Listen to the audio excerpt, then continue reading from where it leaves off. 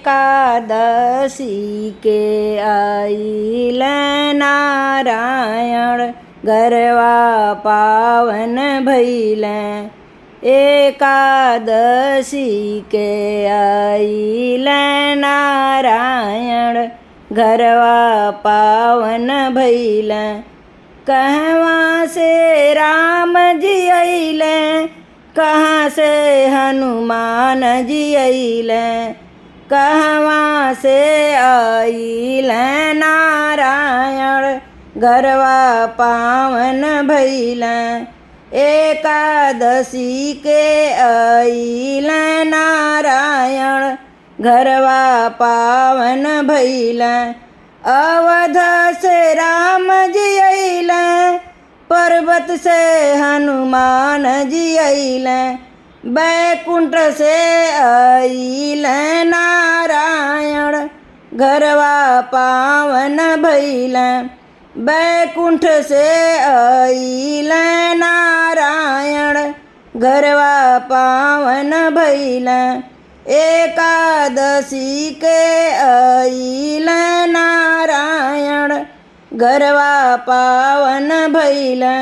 काई चढ़ी राम जी अइले, काई चढ़ी हनुमान जी अइले। काई चढ़ी अइले नारायण गरवा पावन भइल। काई चढ़ी अइले नारायण गरवा पावन भइल। रथ चढ़ी राम जी अइले, उड़त हनुमान जी अइले। गरुड़ चढ़ी अइले नारायण गरवा पावन भइल। गरुड़ चढ़ी अइले नारायण गरवा पावन भइल।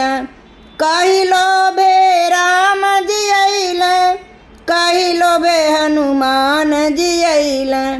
कहिलो बे अइले नारायण गरवा पावन भइल। कहिलो बे अइले नारायण गरवा पावन भइल। तुलसी लोभे राम जी अइले, मोजर लोभे हनुमान जी अइले।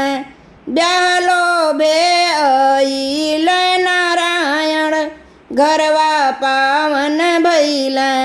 ब्याह लोभे अइले नारायण गरवा पावन भइल।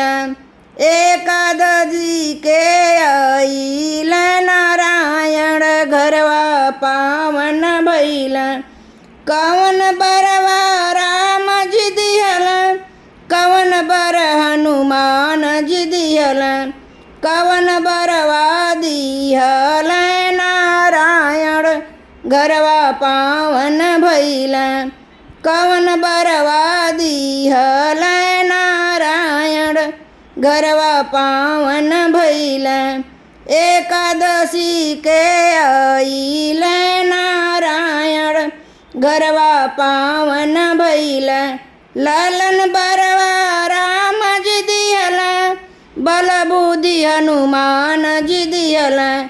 सुहाग बरवा दिहल नारायण गरवा पावन भइल। एकादशी के अइले नारायण गरवा पावन भइल।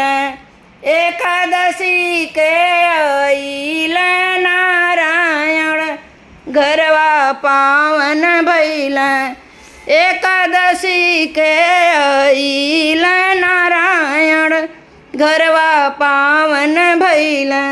एकादशी के अइले नारायण गरवा पावन भइल। एकादशी के अइले नारायण गरवा पावन भइल। गरवा पावन भइल।